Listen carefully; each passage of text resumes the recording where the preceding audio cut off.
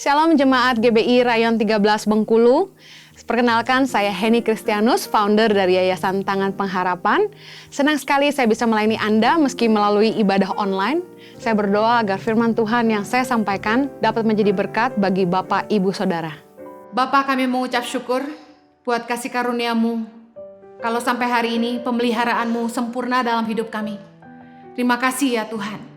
Bapa, sebentar kami mendengarkan firman-Mu. Berbicaralah buat setiap kami. Tumpahkanlah isi hati-Mu. Berikan hikmat dan wahyu supaya kami boleh memahami setiap firman-Mu dan beroleh kasih karunia untuk menghidupinya. Tolong hamba-Mu Tuhan, karena sungguh tanpa Engkau hamba tidak mampu. Berkatilah umat-Mu, biar Kristus selalu dipermuliakan dalam hidup kami. Hanya di dalam nama Yesus kami berdoa. Amen. Saya akan menyampaikan khotbah dengan judul Ready for the Winter. Di dalam Amsal 6 ayat yang ke-6, hai pemalas, pergilah kepada semut, perhatikanlah lakunya dan jadilah bijak. Ayat yang ke-7 berkata begini, biarpun tidak ada pemimpinnya, pengaturnya atau penguasanya. Ayat ke-8, ia menyediakan rotinya di musim panas dan mengumpulkan makanannya pada waktu panen. Firman Tuhan mengajar kita untuk kita belajar kepada semut, memperhatikan bagaimana semut berperilaku supaya kita menjadi bijak. Firman Tuhan mengajarkan kepada kita bahwa semut itu adalah makhluk yang sangat kecil tetapi pekerja keras, yang bekerja keras di musim panas dan mengumpulkan makanannya pada waktu panen. Segala sesuatu ada masanya. Hidup kita ada musimnya. Kita harus selalu berusaha mengenali zaman, mengenali waktu. Kita harus punya cadangan untuk hal-hal yang tidak terduga. Selalu siap untuk menghadapi musim dingin seperti semut. Semut itu bekerja keras di musim panas supaya ketika musim dingin datang, mereka tahu itu adalah masa-masa mereka mengalami kesulitan mencari makan, tapi mereka sudah punya cadangan untuk menghadapi musim dingin. Matius 25 ayat 13, Yesus juga berkata kepada kita begini, karena itu berjaga-jagalah, sebab kamu tidak tahu akan hari maupun akan saatnya. Bahkan untuk hari Tuhan, Yesus sudah mengatakan kepada kita untuk kita berjaga-jaga. Dalam bahasa Inggrisnya, stay alert.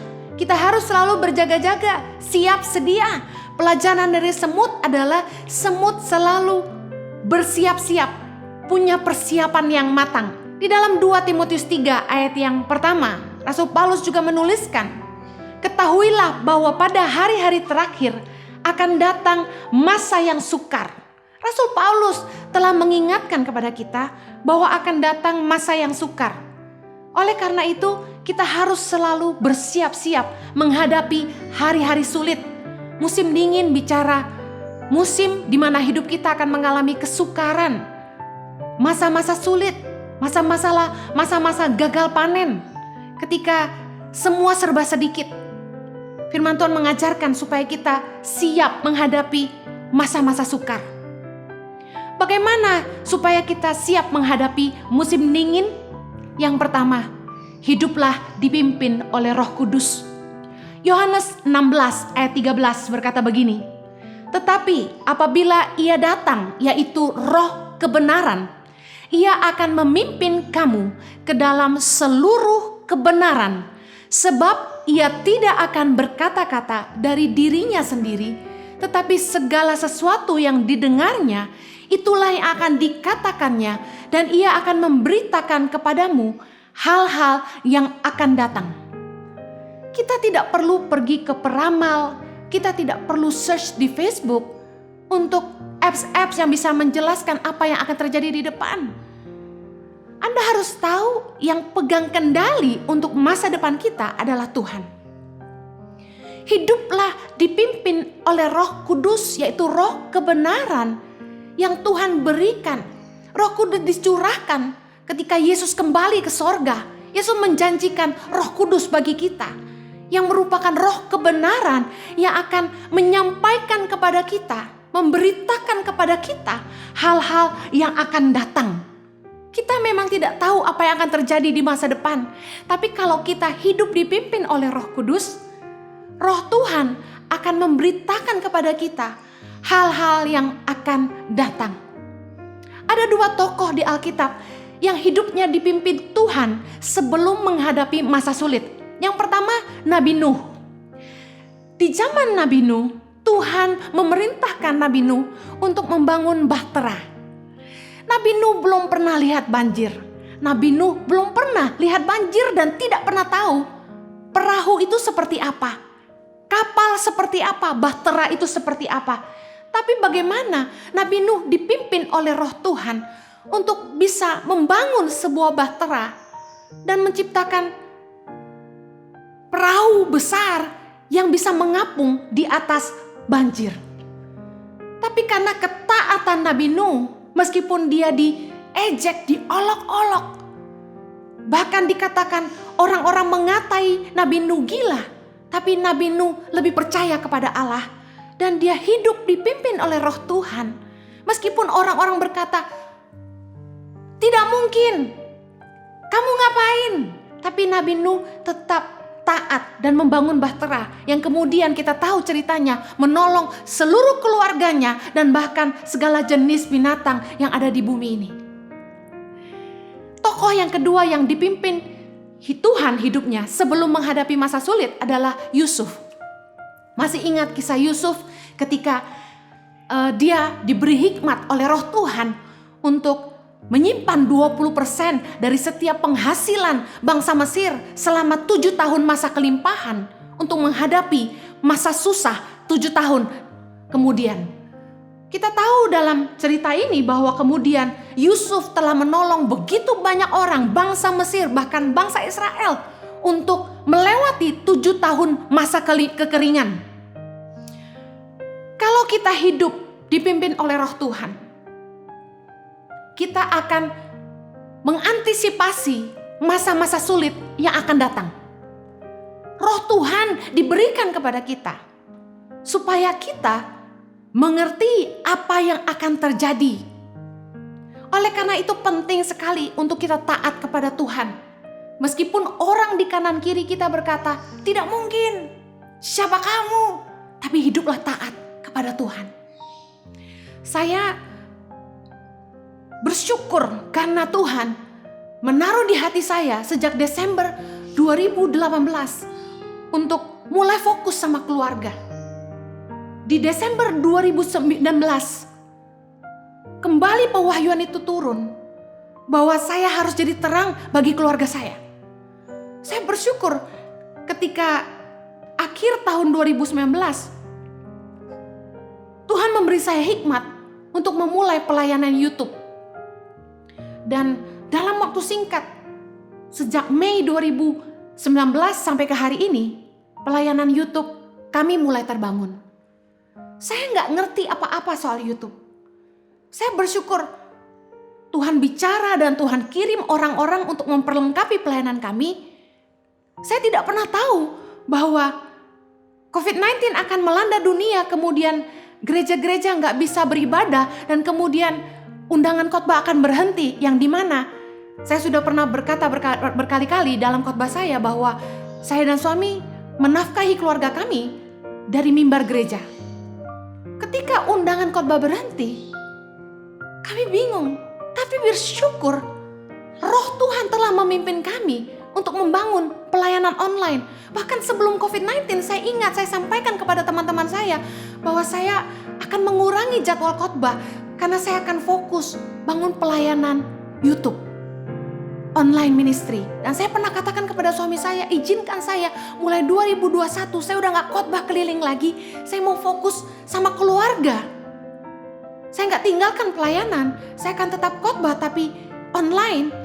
Yang mana saya percaya bahwa bisa akan menjangkau lebih banyak orang di seluruh dunia ini. Dan bahkan orang gak perlu susah-susah untuk ketemu saya, mereka bisa dengar firman lewat pelayanan YouTube kami.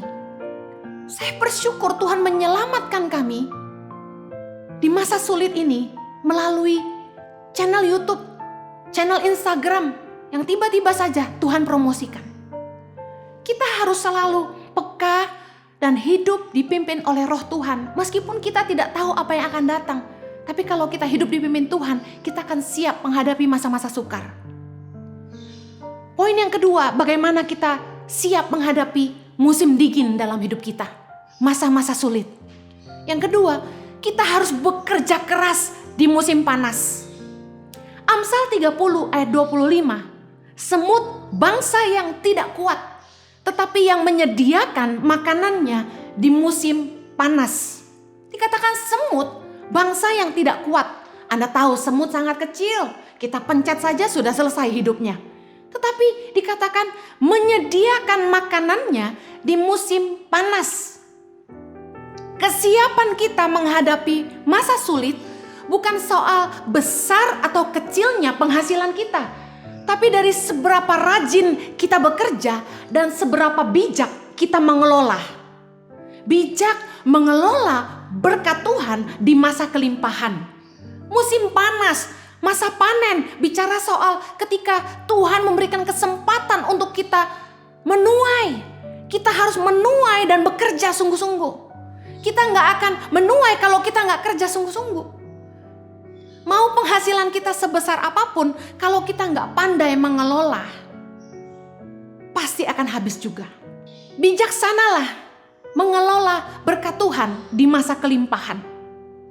Dalam Amsal 31 ayat 25, dikatakan pakaiannya adalah kekuatan dan kemuliaan. Ia tertawa tentang hari depan. Dalam bahasa Inggris di Amplified Bible ditulis dengan sangat baik, dikatakan begini. Strength and dignity are her clothing, and her position is strong and secure. She rejoices over the future. Dikatakan, knowing that she and her family are in readiness for it. Masa depan itu bicara tentang ketidakpastian. Kita nggak pernah tahu apa yang akan ada di depan kita. We never know what the future holds.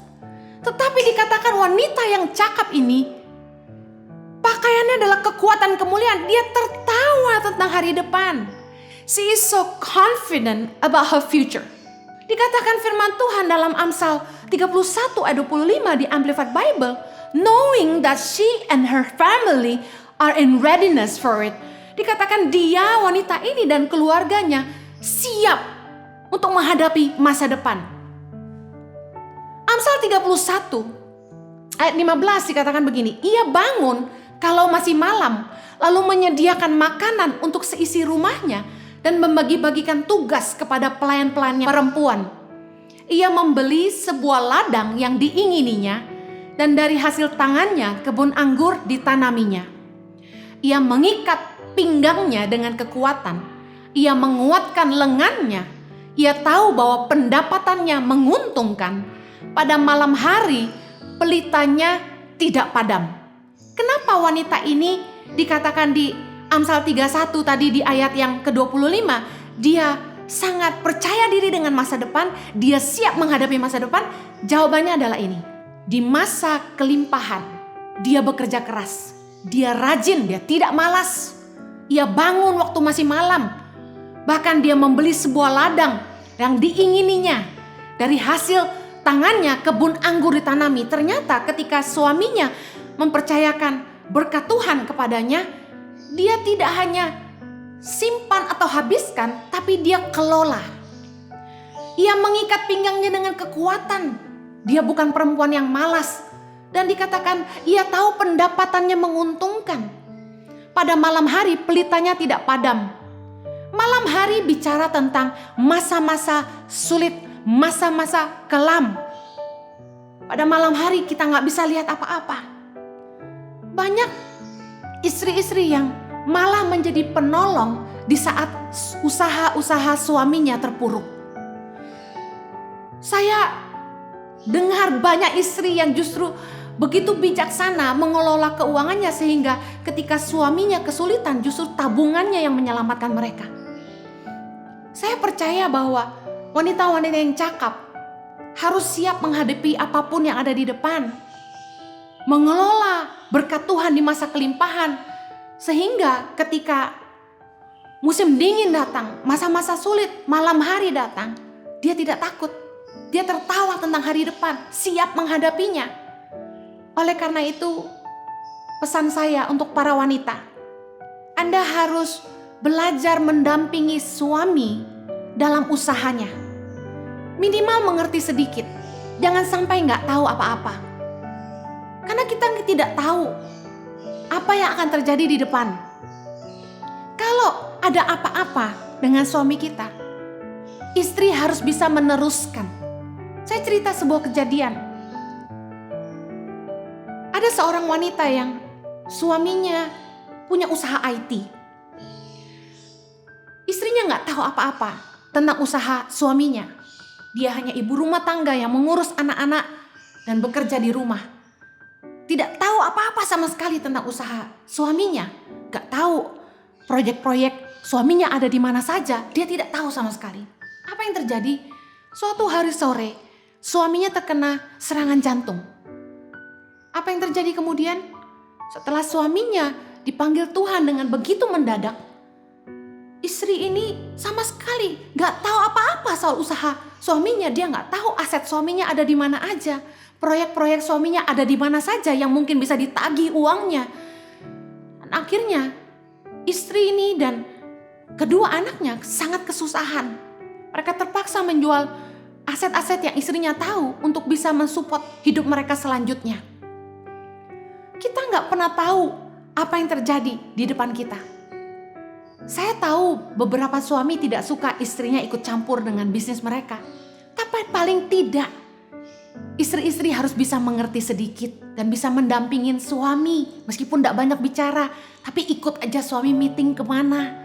Harus mau tahu suami kerja apa, dengarin suami cerita. Makanya kalau suami pulang kerja, jadilah teman pendengar yang baik. Yang ketiga, bagaimana kita siap menghadapi musim dingin? Kita belajar bahwa kita harus selalu punya cadangan.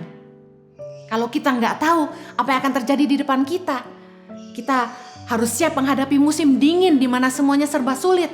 Kita harus siap menghadapi malam hari, bicara masa-masa kelam. Kita harus selalu punya cadangan. Sebuah pelajaran dari Matius 25 ayat yang pertama. Pada waktu itu hal kerajaan sorga seumpama 10 gadis yang mengambil pelitanya dan pergi menyongsong mempelai laki-laki.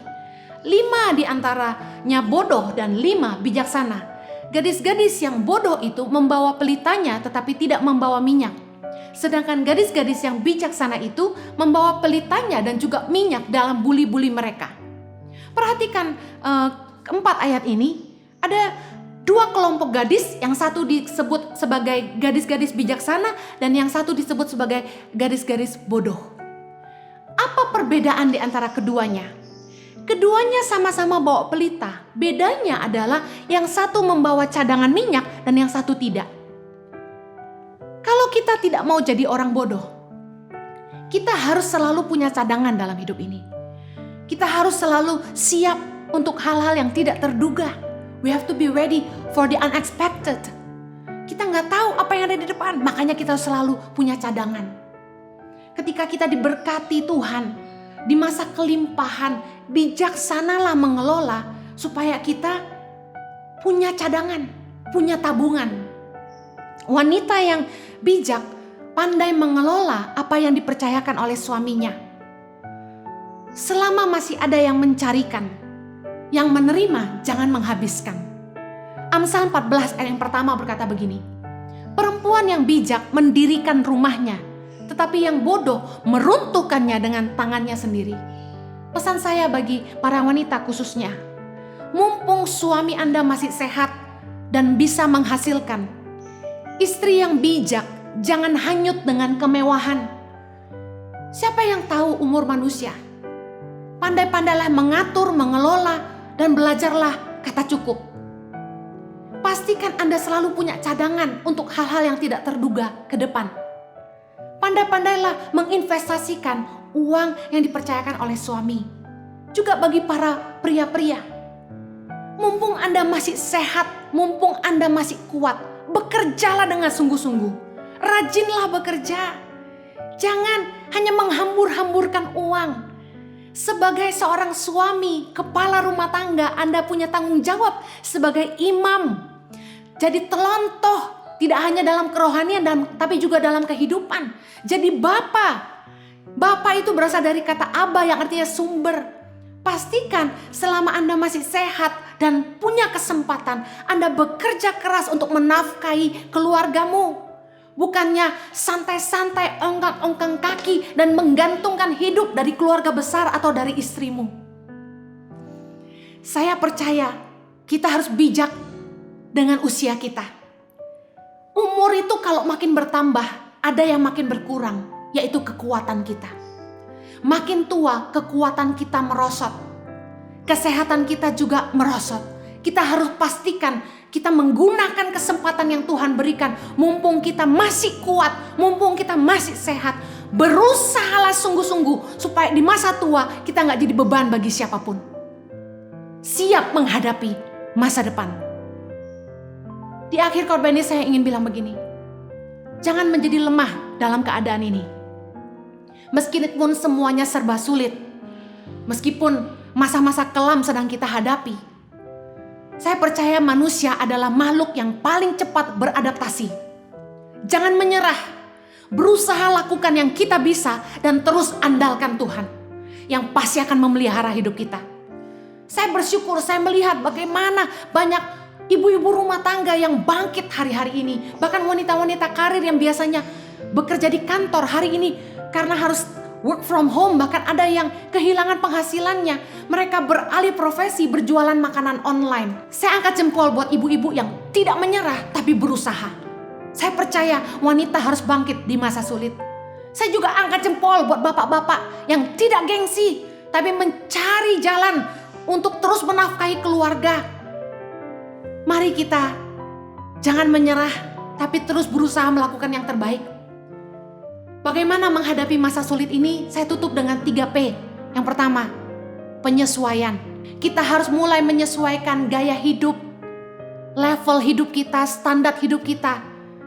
Kita harus mulai menyesuaikan dengan keadaan keuangan kita. Mungkin dulu kita hidup bermewah-mewah, mari hari ini belajar kata cukup. Kita harus mulai menyesuaikan cara kerja. Kalau dulu kita bisa pergi kemana-mana, traveling kemana-mana, dan hari ini kalau kita harus work from home, Anda harus ubah attitude Anda dalam bekerja, harus bisa efektif bekerja dari rumah. Beradaptasilah. Yang kedua, P yang kedua, bagaimana kita menghadapi masa sulit? Kita harus mulai perbaiki kembali dalam penataan, pengelolaan hidup kita. Mulai tata kembali budgeting, manajemen perusahaan, pengelolaan keuangan rumah tangga. Mari tata kembali semuanya. Pakai masa-masa yang sulit ini untuk kembali menata ulang hidup kita, menata cara kerja, menata manajemen perusahaan. Mulai pangkas yang tidak perlu. P yang terakhir adalah perencanaan ke depan. Ke depan mungkin keadaan tidak akan sama seperti sebelum COVID-19. Harus ada cara-cara dan standar yang baru. Mulai rencanakan dari sekarang. Saya mulai bilang sama Jojo, apa yang kita lakukan nanti kalau COVID-19 sudah selesai. Kita mulai rencanakan dari hari ini. Apa yang kami mau akan kerjakan ke depan. Karena saya percaya semuanya gak akan pernah sama lagi. Tapi jangan takut. Serahkan hidup kita kepada Tuhan. Do your best and let God do the rest. 1 Petrus 5 ayat yang ke-7 berkata, serahkanlah segala kekhawatiranmu kepadanya, sebab Ia yang memelihara kamu. Saya berdoa supaya Anda tidak patah semangat, tapi Tuhan terus menolong hidupmu, mencukupi segala kebutuhanmu, dan menyertai engkau dan seisi rumahmu dengan kasih karunia-Nya yang melimpah di dalam nama Yesus. Amin. Tuhan Yesus memberkati. Thank you for having me.